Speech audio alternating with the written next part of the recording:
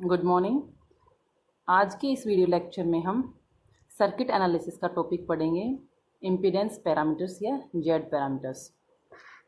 Impedance parameters electric और electronic engineering में use आते हैं कम्युनिकेशन सिस्टम्स में, किसी भी इलेक्ट्रिकल नेटवर्क का बिहेवियर निकालने के लिए। ठीक है, ये पैरामीटर शुरू करने से पहले थोड़ा सा आप लोगों को टू पोर्ट नेटवर्क के बारे में पता होना चाहिए, क्योंकि ये टू पोर्ट नेटवर्क के ही पार्ट होते हैं, टू पोर्ट नेटवर्क पे अप्लाई किए जाते हैं। टू पोर्ट नेटवर्क यानी द्विपोर्ट नेटवर्क, देखिए क्या होता है, कोई भी नेटवर्क जिसमें चार टर्मिनल होती हैं, दो पेयर कहेंगे कि एक पेयर है इनपुट का और एक पेयर है आउटपुट का। इस तरीके से टोटल चार टर्मिनल हो गई हैं, या फिर दो पोर्ट हो गई हैं, एक इनपुट पोर्ट हो गई है, एक आउटपुट पोर्ट हो गई। ऐसे नेटवर्क को हम बोलते हैं टू पोर्ट नेटवर्क। एग्जाम्पल है जैसे ट्रांसफॉर्मर है, फिल्टर्स हैं, ट्रांसमिशन लाइन्स हैं। इस पोर्ट को इनपुट बोलते हैं, वोल्टेज V1 है, करंट I1 है। जितना करंट इनपुट जाता है उतना ही करंट इससे बाहर आता है इनपुट पोर्ट से। सिमिलरली अगर आउटपुट पोर्ट पे जितना करंट इन जाता है, इनपुट जाता है, उतना ही करंट बाहर आता है। यहाँ का वोल्टेज है V2। ठीक है, और ये स्टार्ट करते हैं कि जेड पैरामीटर्स होते क्या हैं, या फिर इम्पीडेंस पैरामीटर होते क्या हैं। इनको बोलते हैं ओपन सर्किट इम्पीडेंस पैरामीटर भी बोलते हैं। ये एक टू पोर्ट नेटवर्क है।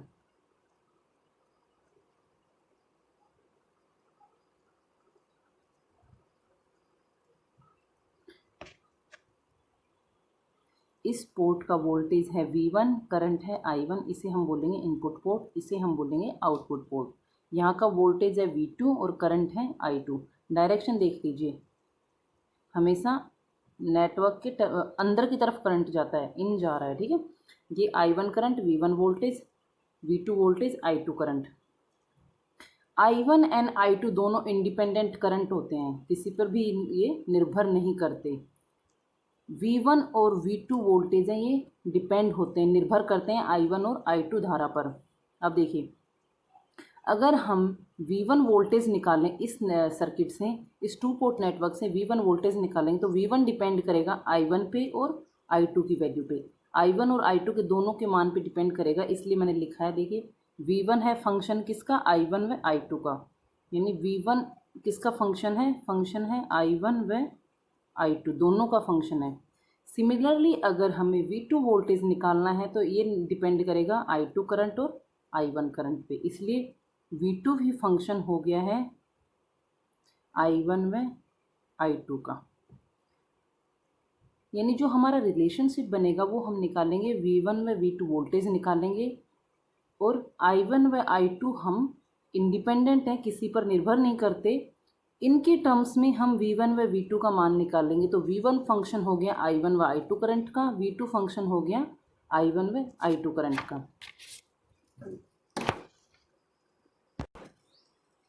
तो देखिए किस तरीके से हम इक्वेशन लिखेंगे। हम लिख रहे हैं वोल्टेज V1 की इक्वेशन, V1 बराबर I1 एंड I2 का फंक्शन है। अब डायरेक्टली प्रोपोर्शनल नहीं है I1 या I2, इसके साथ कुछ ना कुछ कांस्टेंट आएगा, कि कुछ ना कुछ टर्म आएगी जो कि, क्योंकि V1 वोल्टेज है, I1 करंट है, तो हम लिख रहे हैं Z11, क्योंकि 1 और 1 का रिलेशन। सिमिलरली 1 और 2 का, इसलिए यहाँ पे लिख रहे हैं Z12।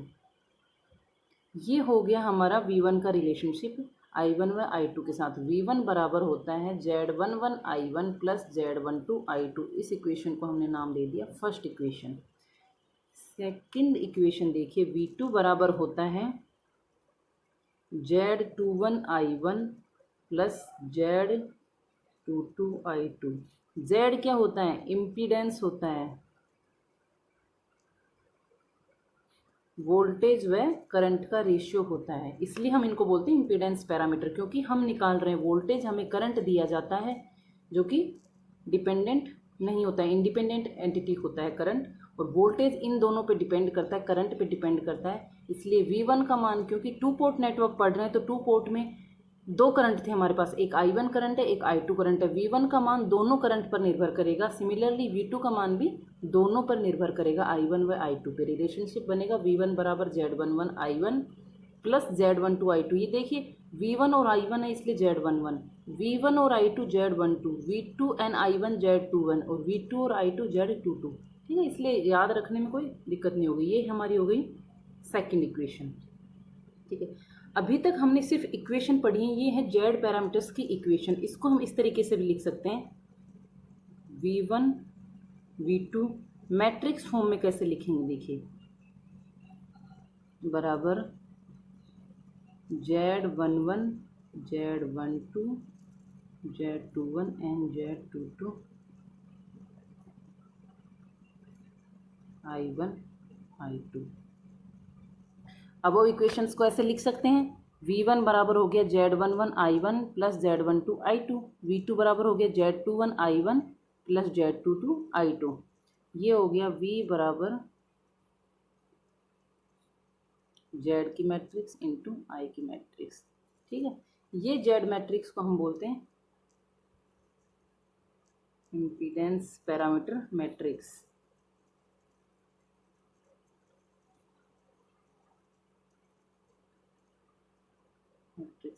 ये Z मैट्रिक्स की हमें वैल्यू निकालनी है, यानी हमें निकालना है Z11 Z12 Z21 और Z22 क्या होता है, इनके नाम क्या हैं। अब देखिए यहाँ से हम इक्वेशन ये हमारा निकालेंगे जब हम आपस में कन्वर्जन पढ़ेंगे पैरामीटर्स में, उस समय यूज आएगा। अभी के लिए हम इस इक्वेशन से निकाल रहे हैं कि Z11 कैसे निकलेगा, Z12 कैसे निकलेगा। अगर हम फर्स्ट इक्वेशन को देखते हैं तो Z11 का मान क्या होगा, Z11 बराबर V1 divide by I1, V1 बटा I1। अगर हम I2 का मान 0 कर देते हैं तो अब देखिए, अब यहाँ से राज निकल के आएगा कि हम इसको ओपन सर्किट पैरामीटर्स क्यों बोलते हैं। जब भी हम नेटवर्क्स पढ़ते हैं, सर्किट एनालिसिस पढ़ते हैं, तो अगर किसी ब्रांच में करंट नहीं जा रहा हो तो उसको हम बोलते हैं open branch, open circuit network. कि एक बार फिर से आप लोगों को याद दिला देती हूँ, हमने पहले पढ़े हुए हैं बेसिक्स, कि मान लीजिए यहाँ से कोई करंट फ्लो हो रहा है, ये आई करंट है, तो ये आई करंट इस सर्किट में फ्लो क्यों नहीं हो रहा है, क्योंकि यहाँ से और यहाँ ये ओपन है नेटवर्क, यहाँ से यहाँ कोई कनेक्शन नहीं है। तो अगर कनेक्शन नहीं है इसका मतलब करंट जीरो है, आई बराबर जीरो है। तो जब भी हम ओपन सर्किट पढ़ते हैं, ओपन सर्किट का मतलब है करंट की वैल्यू जीरो है। और अगर हम शॉर्ट सर्किट पढ़ेंगे तो इसका मतलब अगर दो पॉइंट के बीच में, सिमिलरली अगर हम इसी तरीके से देखें, सॉरी बीच में ही रफ वर्क कर दिया है, ये यहाँ से हमारा वोल्टेज है। अब जितना वोल्टेज यहाँ से है उतना ही वोल्टेज यहाँ है, लेकिन अगर हम पैरेलल में देखें, क्योंकि पैरेलल में वोल्टेज सेम होता है, इस ब्रांच को हम मिला दें, यानी ये पोर्ट 1 है, ये पोर्ट 2 है, इन दोनों के बीच में शॉर्ट सर्किट कर दिया है, यानी वोल्टेज का कोई डिफरेंस नहीं है। जितना वोल्टेज यहाँ है उतना वोल्टेज यहाँ है। इसका मतलब मान लीजिए ये वोल्टेज V1 है, ये वोल्टेज V2 है, तो V1 बराबर V2 हो गया, यानी V1 माइनस V2 बराबर 0 वोल्ट हो गया। 0 वोल्ट का मतलब है शॉर्ट सर्किट हो गया है। यानी जब भी हम बोलेंगे शॉर्ट सर्किट है, इसका मतलब वोल्टेज को जीरो किया है। जब भी हम बोलेंगे ओपन सर्किट है, यानी यहाँ से यहाँ कोई भी लाइन कनेक्ट नहीं है, आपस में कनेक्शन नहीं है पॉइंट 1 से पॉइंट 2 तक, इसका मतलब यहाँ पे कोई करंट फ्लो नहीं हो रहा। करंट को फ्लो होने के लिए हमेशा बंद परिपथ चाहिए होता है, तो खुले परिपथ में करंट फ्लो नहीं होगा, इसलिए करंट का मान जीरो है। इसको बोलते हैं अपन ओपन सर्किट कंडीशन। ठीक है, इसको बोलते हैं short circuit condition. I hope आप लोगों को समझ में आया होगा कि शॉर्ट सर्किट का मतलब हम वोल्टेज को जीरो कर रहे हैं, ओपन सर्किट को बोलते हैं करंट को जीरो कर रहे हैं। क्योंकि हम जेड पैरामीटर्स पढ़ रहे हैं तो उनको ओपन सर्किट इम्पीडेंस पैरामीटर क्यों बोलते हैं। इम्पीडेंस आपको समझ में आया होगा, क्योंकि वोल्टेज व करंट का रेशियो है, जेड बराबर V अपॉन आई होता है, इसको बोलते हैं इम्पीडेंस। रेसिस्टेंस के तरह ही होता है, इम्पीडेंस एक कॉम्प्लेक्स क्वांटिटी होती है, R प्लस JX होता है। ठीक है, इम्पीडेंस समझ में आ गया। अब देखिए ओपन सर्किट कहाँ से निकल के आता है, फिर से हम हमारी इक्वेशन पे जाते हैं। अगर हमें Z11 निकालना है तो Z11 निकालने के लिए हमें अगर सिर्फ इस पोर्शन को कंसिडर कीजिए, तो यहाँ से हम Z12 देखो हमारा कांस्टेंट है, कांस्टेंट को हम जीरो नहीं कर सकते, हम करंट को जीरो कर सकते हैं। यदि हम I2 को जीरो कर देते हैं तो हमारा Z11 का मान आ जाएगा V1 अपॉन I1। तो लिख लीजिए Z11 बराबर V1 अपॉन I1, किस कंडीशन में, व्हेन I2 इक्वल्स टू 0। इसको बोलते हैं open circuit driving point impedance,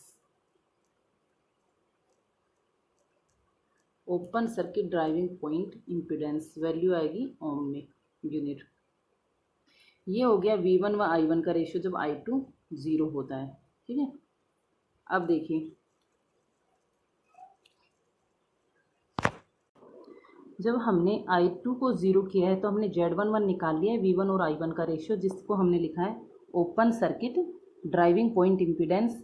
इसी को हम बोलते हैं ओपन सर्किट इनपुट इम्पीडेंस भी बोलते हैं। ठीक है, अगर हम सेकेंड इक्वेशन में देखते हैं I2 को 0 करने पर, तो इस इक्वेशन में I2 को अगर हम 0 करते हैं तो हमारा आता है V2 और I1 का रेशियो आएगा, जिसे हम बोलेंगे Z21। इसका नाम हो जाएगा open circuit forward transfer impedance. ठीक है, मैं इस तरफ लिख रही हूँ, आप एक बार इक्वेशन देख लीजिए, हो सके तो नोट डाउन कर लीजिए इक्वेशन को। अब देखिए Z11 हमारा हो गया है open circuit driving point impedance या open circuit input impedance. Z21 देखिए क्या होगा, Z21 बराबर V2 upon I1 when I2 equals to 0। इसको हम बोलते हैं open circuit forward transfer impedance.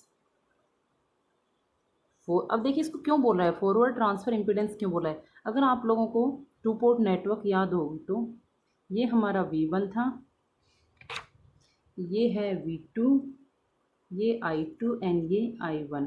तो ये डायरेक्शन हम फॉलो करते हैं, ये हमारा इनपुट है, ये आउटपुट है। ठीक है, क्योंकि हमारा आउटपुट वोल्टेज व इनपुट करंट का रेशियो है, इसलिए इसको बोला है फॉरवर्ड ट्रांसफ़र। क्योंकि आउटपुट और इनपुट का रेशियो, इसलिए ट्रांसफ़र इम्पीडेंस बोला है। V2 अपॉन I1 का रेशियो है। सिमिलरली अगर हमारा V1 और I2 का रेशियो होगा तो हम उसे बोलेंगे रिवर्स ट्रांसफ़र फंक्शन। ट्रांसफ़र इसलिए बोलते हैं क्योंकि दो डिफरेंट पोर्ट हैं, एक पोर्ट का वोल्टेज है, दूसरी पोर्ट का करंट है, इन दोनों का रेशियो है, इसलिए इसको बोलते हैं ट्रांसफ़र। अगर सेम पोर्ट का होता है तो उसको बोलते हैं हम ड्राइविंग पॉइंट, और डिफरेंट पोर्ट का रेशियोज आ जाता है उसको बोलते हैं हम ट्रांसफ़र। ठीक है, क्योंकि इस केस में हमारा V1 और I1 का रेशियो था, इसलिए इसको हम बोलेंगे ड्राइविंग पॉइंट इम्पीडेंस, क्योंकि सेम पोर्ट का है। अब देखिए अगर हम इक्वेशंस में ऊपर वाली में I1 को हम 0 करके चलते हैं तो हमारे पास दो वैल्यूज़ निकल के आती हैं। देखिए अगर हम I1 को 0 करते हैं तो हम फर्स्ट निकालेंगे Z12 की वैल्यू जो कि होगी V1 और I2 का रेशियो, और फिर हम निकालेंगे Z22 की वैल्यू जो कि होगी V2 व I2 का रेशियो। तो Z12 देखिए, Z12 बराबर V1 अपॉन I2, आप यहाँ से भी याद रख सकते हो, V1 और I2 का रेशियो है V1 upon I2 when I1 equals to 0। क्या बोलेंगे इसको, open circuit reverse transfer impedance. क्योंकि वोल्टेज और करंट का रेशियो, इसलिए हमेशा लिखा जाएगा इम्पीडेंस। ओपन सर्किट है क्योंकि करंट को 0 किया है, रिवर्स इसलिए बोला है क्योंकि अब हमने अपोजिट डायरेक्शन में लिया है, यहाँ का वोल्टेज लिया है और यहाँ का करंट लिया है, इसलिए रिवर्स। ट्रांसफ़र क्योंकि दोनों डिफरेंट पोर्ट यूज में है, इसलिए ट्रांसफ़र इम्पीडेंस। यूनिट होगी इसकी ओम। नेक्स्ट लास्ट हो गया हमारा Z22, जिसको बोलने जो कि हो गया V2 व I2 का ratio when I1 equals to 0। इसको हम बोलेंगे open circuit driving point impedance. दोनों को ड्राइविंग पॉइंट इम्पीडेंस ही बोलते हैं, Z11 Z22 को। दूसरा इसको बोलते हैं ओपन सर्किट आउटपुट इम्पीडेंस, क्योंकि आउटपुट पोर्ट का रेशियो है। ठीक है, इस तरीके से हमने चारों हमारे निकाल लिए हैं वेरिएबल Z11, Z12, Z21 व Z22। अब देखिए इनको हम नेटवर्क में कैसे इंप्लीमेंट करते हैं। जब भी हमारे एग्ज़ाम की बात होती है, एग्ज़ाम में ये डायरेक्ट बहुत कम आते हैं। एग्ज़ाम में एक न्यूमेरिकल आएगा, न्यूमेरिकल में आपसे पूछा जाएगा कि इसके जेड पैरामीटर निकालिए, किस तरीके से इसके जेड पैरामीटर निकाले जाते हैं। तो हम एक एग्जाम्पल लेकर टी पोर्ट नेटवर्क का लेंगे, उसके साथ दोनों एक साथ हो जाएंगे, हमारे जेड पैरामीटर भी निकल जाएंगे और हम टी पोर्ट नेटवर्क के जेड पैरामीटर डायरेक्टली कैसे निकालते हैं वो भी पढ़ लेंगे। ठीक है, तो एक हम टी सेक्शन लेंगे, उसकी हम जेड पैरामीटर निकाल के सोल्व करेंगे किस तरीके से किया जाता है। हम कंटिन्यू करते हैं न्यूमेरिकल से। ये हमारा दिया गया एक 2 पोर्ट नेटवर्क है जिसका हमें जेड पैरामीटर निकालने हैं। इस तरीके का आपको क्वेश्चन दिया जाएगा। अब यहाँ पे है एक साथ हम दो चीज़ करेंगे। देखिए टी पोर्ट नेटवर्क है, टी पोर्ट नेटवर्क ये जेड ए, जेड बी और जेड सी है। अभी के लिए जो हम न्यूमेरिकल कर रहे हैं आप इसको भूलिए, लेकिन मैं लिख रही हूँ जिससे कि हम बाद में ईजी हो जाएगा हमारे लिए करना कि डायरेक्ट अगर हमें टी पोर्ट नेटवर्क है तो उसके जेड पैरामीटर किस तरीके से लिखे जाएंगे। ठीक है।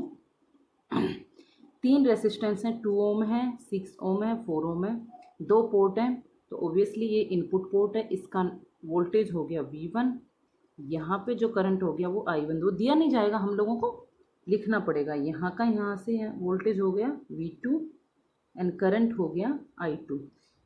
इसी क्वेश्चन को आपको दो तरीके से मैं सोल्व करना बताऊंगी। आप एग्जाम में किसी तरीके से कर सकते हैं, जो भी आपको मेथड इजी लगेगा। हम फर्स्ट मेथड बता रहे हूँ आपको, डायरेक्ट कैसे सोल्व करेंगे एज ए इसको न्यूमेरिकल लेके नोडल एनालिसिस या फिर मैश एनालिसिस से हम डायरेक्टली सोल्व कर सकते हैं। दूसरा जो स्टैंडर्ड मेथड है वो ये होता है कि हम एक बार इस करंट को 0 मान लें, एक बार इस करंट को 0 मान लें, फिर इक्वेशंस लिखें। ठीक है, तो फर्स्ट हम डायरेक्ट लिख रहे हैं क्योंकि बहुत छोटा सा सर्किट है, तो डायरेक्टली इसकी इक्वेशन बनाएंगे मैश एनालिसिस से कैसे बनेंगे।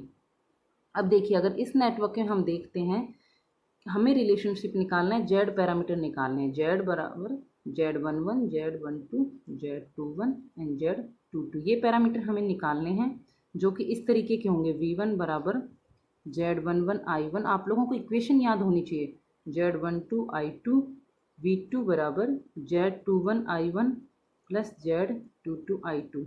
ये इक्वेशन निकालेंगे आप। इस इक्वेशन से एक तो हम ये करें, इस नेटवर्क को इस तरीके से सोल्व करें कि हमारा V1 की इक्वेशन ऐसी बन जाए, V2 की इक्वेशन ऐसी बन जाए। और आप लोगों को याद होगा कि जब भी हम मैश और नोडल करते हैं तो हमारा वोल्टेज कुछ ना कुछ इस तरीके की इक्वेशन निकालते हैं मैश एनालिसिस में स्पेशली, फिर हम हमेशा उनको सोल्व करते थे। तो डायरेक्टली ऐसी इक्वेशन निकाल के हम कंपैरिजन कर लेंगे।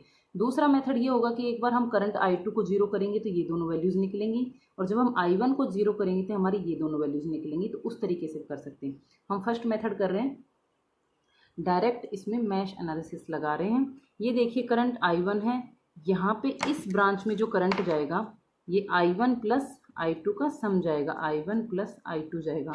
आई होप आप लोगों को समझ में आ रहा है, क्योंकि I1 करंट ये आ रहा है, I2 करंट ये आ रहा है, तो इस ब्रांच में दोनों का सम जाएगा। तो अगर हम इस मैश में इक्वेशन लगाते हैं तो किस तरीके से लगेगी, ये देखिए, इस पॉइंट से लगाना शुरू करते हैं। प्लस का वोल्टेज V1, आप लोगों को समझाने की जरूरत नहीं है, बहुत पहले हम पढ़ चुके हैं, ये चीज़ नॉर्मल सी आपको आनी चाहिए। यहाँ पे जो वोल्टेज होगा 2 × I1 होगा, यहाँ होगा 4 I1 प्लस I2। तो मैं डायरेक्ट इक्वेशन लिख रही हूँ, KVL इक्वेशन किस तरीके से लिखी जाएगी, इस मैश में KVL लगा रहे हैं। ठीक है, तो KVL फर्स्ट हो जाएगा V1, आप लोगों को समझ आ रहा होगा V1, क्योंकि करंट यहाँ से एंटर कर रहा है, यहाँ से बाहर निकल रहा है, करंट यहाँ से एंटर कर रहा है, यहाँ से बाहर निकल रहा है, इसलिए मैं साइन लूँगी -2I1, क्योंकि 2 ओम इंटू I1 करंट, यहाँ पे हो जाएगा 4 × I1 plus I2 -4 × I1 plus I2 बराबर 0। तो V1 बराबर हो गया 6I1 प्लस 4I2। ये हमारी हो गई फर्स्ट इक्वेशन, V1 बराबर 6I1 प्लस 4I2। अब इस तरफ देख लीजिए, इस मैश में अगर हम लगाते हैं तो यहाँ से हम KVL लगाना शुरू करेंगे। V2 देखते रहना, क्योंकि करंट यहाँ से एंटर कर रहा है, ये प्लस, यहाँ से बाहर निकल रहा है माइनस, यहाँ से एंटर कर रहा है प्लस, यहाँ से बाहर निकल रहा है माइनस। तो इस तरीके से इक्वेशन लगेगी। V2 प्लस का साइन है, बाहर निकलते वक्त माइनस का साइन है, बाहर निकलते वक्त माइनस का साइन है। तो V2 minus 6I2 minus 4I1 plus I2 बराबर 0 होगा। तो V2 minus 6I2 minus 4I1 plus I2 बराबर 0 हो गया। V2 बराबर हो गया 4I1 प्लस 10I2। ये हमारी हो गई सेकंड इक्वेशन। इनको नाम देते हैं हम फर्स्ट और सेकंड।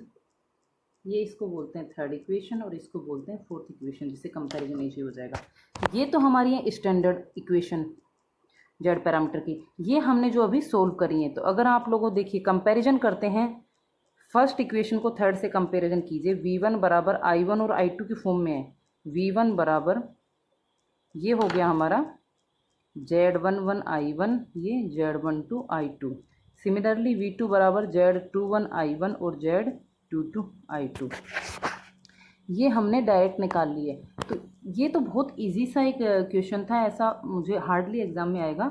और इस तरीके से सोल्व करना इजी न्यूमेरिकल, अगर इजी इक्वेशन होगी, इजी नेटवर्क होगा तो बहुत इजी, मतलब आराम से सोल्व हो जाएगा इस तरीके से सोल्व करना। लेकिन कई बार क्या बड़ा नेटवर्क आता है, तो बड़े नेटवर्क में हम direct I1 I2 I3 3-4 current बन जाते हैं, उस समय ये इक्वेशंस हमारे लिए बनाना टफ हो जाएगा दो ही करंट के रूप में। तो उस केस में हम दूसरा मेथड अप्लाई करेंगे, जो भी आप लोगों को सिखाने जा रही हूँ कि किस तरीके से करेंगे। और अगर सिर्फ दो ही पोर्ट हैं, डायरेक्टली दी गई हैं, I1 और I2 पोर्ट दी गई हैं, 2 या 3 एलिमेंट है, तो उस केस में डायरेक्ट हम KVL की इक्वेशन बना के लिख सकते हैं। अब देखिए यहाँ से अगर हम देखते हैं तो Z11 हमारी वैल्यू आई है 6। Z11 वैल्यू 6 क्या आई है, देखिए 4 + 2 की वैल्यू Z11 बराबर हमारा आएगा ZA + ZC, ZA + ZC। Z12 बराबर 4 आया है, Z21 बराबर भी 4 आया है, यानी Z12 बराबर Z21 बराबर ZC 4, ठीक है। और Z22 बराबर होएगा इन दोनों का जोड़ ZB + ZC। ये हमारा हो गया डायरेक्ट। कैसे कन्वर्ट करते हैं हम T नेटवर्क को Z पैरामीटर के फॉर्म में।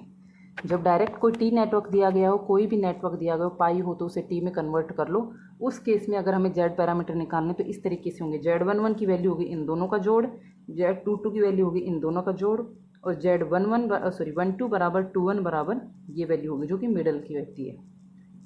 ये डायरेक्ट यहाँ से कंक्लूजन निकाला है हमने कि किसी भी T नेटवर्क के लिए हम कैसे सोल्व करेंगे Z पैरामीटर्स को, डायरेक्ट लिख सकते हैं, ठीक है। अब देखिए सेकंड मेथड अप्लाई करेंगे। हमारा क्वेश्चन है 2 ohm, 4 ohm and 6 ohm। 2 ohm, 4 ohm and 6 ohm। ये हमारा हो गया V2, करंट हो गया I2, ये वोल्टेज हो गया V1, करंट हो गया I1। अगर हम इनको आगे सोल्व करते हैं सेकंड मेथड से, तो उस केस में हमारा V1 बराबर होता है Z11 I1 + Z12 I2। V2 बराबर होता है Z21 I1 + Z22 I2। हम केस 1 लेके देखेंगे जब हम I2 बराबर 0 कर रहे हैं। फर्स्ट केस में हम I2 की वैल्यू 0 कर रहे हैं। I2 की वैल्यू 0 करने का मतलब यह है ये ब्रांच ओपन है।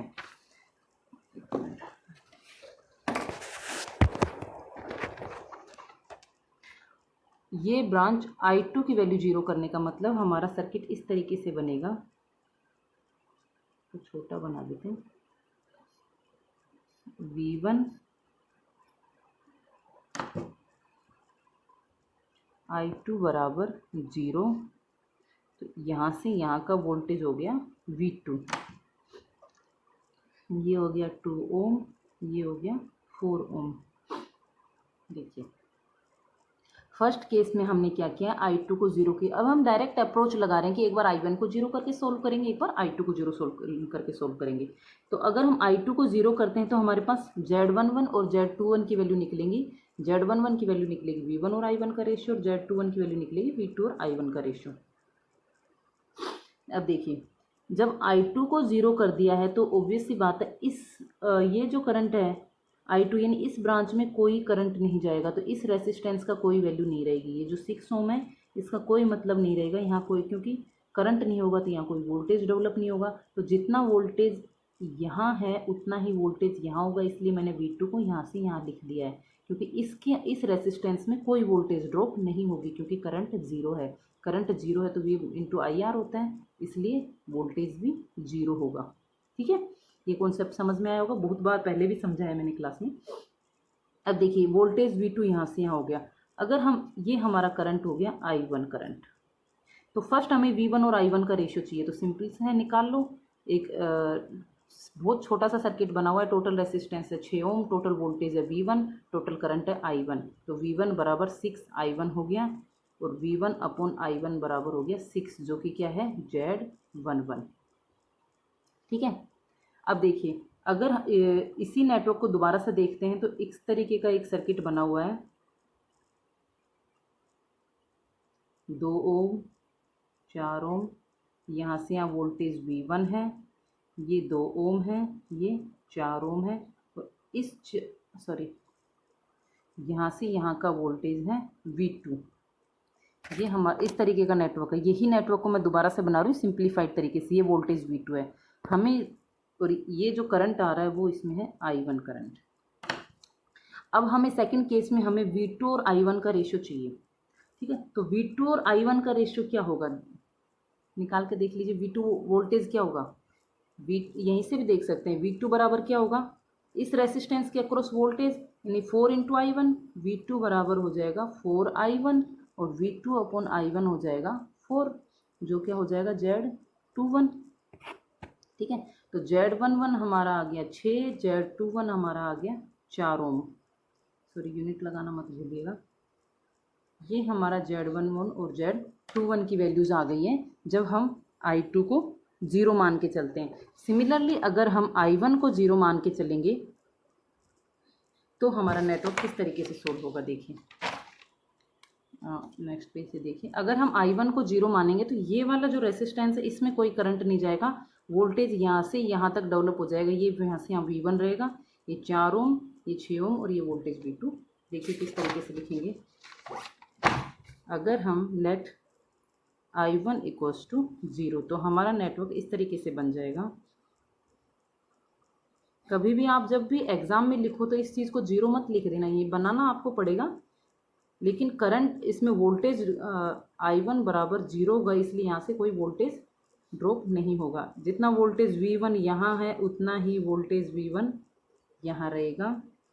ये 4 ओम, ये 6 ओम, ये प्लस माइनस V2 और ये I2।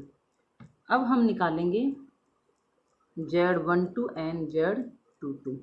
Z22 क्या होता है, V2 upon I2 van I1 equals to 0। I1 हमने 0 सपोज कर लिया इनिशियली, उसी तरीके का हमने सर्किट बनाया। तो V2 और I2 का रेशियो क्या होगा, टोटल रेसिस्टेंस। यहाँ पे कोई करंट नहीं जाएगा, कोई करंट नहीं जाएगा तो इस यहाँ पे कोई वोल्टेज ड्रॉप नहीं होगी। यानी हमारा सिंपल सिर्फ इतना सा सर्किट हमारे पास बचेगा जिसमें 6 और 4 ओम हमारे पास लगे हुए हैं। टोटल रेसिस्टेंस हो गया 10 ohm, total voltage V2, total current I2। तो V2 अपॉन I2 क्या हो जाएगा, V2 बराबर 10I2, V2 अपॉन I2 बराबर 10 ओम, जो कि क्या हो जाएगा Z22, ठीक है। दूसरा हमें निकालना है V1 और I2 का रेशियो। तो वोल्टेज V1 क्या होगा, यहाँ से यहाँ का वोल्टेज 4 ओम के अक्रॉस वोल्टेज V1 बराबर 4 इंटू I2। सिर्फ I2 करंट आ रहा है, I1 तो कुछ आएगा ही नहीं। तो V1 बराबर 4I2, V1 अपॉन I2 बराबर 4 ओम, दैट इज Z12। तो Z12 हमारा हो गया 4 ओम। सेम जो हमने पहले किए हैं वही हमारे सॉल्यूशन आए हैं। फिर से हम देख लेते हैं कि किस तरीके से हमने, जो इस केस में हमने सोल्व किए थे, Z11 6 ओम, Z12 4 ओम, Z21 भी 4 ओम और Z22 10 ओम। ऐसा ही इसमें आया, Z11 हमारा आया 6 ओम, Z21 हमारा आया 4 ओम, Z22 हमारा आया 10 ओम और Z12 हमारा है 4 ओम। इस तरीके से हम किसी भी नेटवर्क के Z पैरामीटर्स निकाल सकते हैं, जिनको कि हम बोलते हैं ओपन सर्किट इम्पीडेंस पैरामीटर। आज के लेक्चर में हमने पढ़ा है कि 2 पोर्ट नेटवर्क में ओपन सर्किट इम्पीडेंस पैरामीटर क्या होते हैं और किसी भी नेटवर्क के लिए उनको किस तरीके से सोल्व किया जाता है। आपके एग्ज़ाम में जो क्वेश्चन आता है वो Z पैरामीटर का एक नेटवर्क दिया जाता है, 2 पोर्ट नेटवर्क, उसके Z पैरामीटर्स निकालने आते हैं। तो वो निकालने होते हैं जब भी, तो क्योंकि थोड़ा सा कॉम्प्लेक्स नेटवर्क आता है तो आप हमेशा इस अप्रोच को यूज़ करना कि एक बार एक ब्रांच को ओपन सर्किट, एक पोर्ट को ओपन सर्किट करना, सेकंड टाइम दूसरी पोर्ट को ओपन सर्किट करना और चारों पैरामीटर्स निकालना। थैंक यू, आई होप आप लोगों को समझ में आएगा। Have a good day.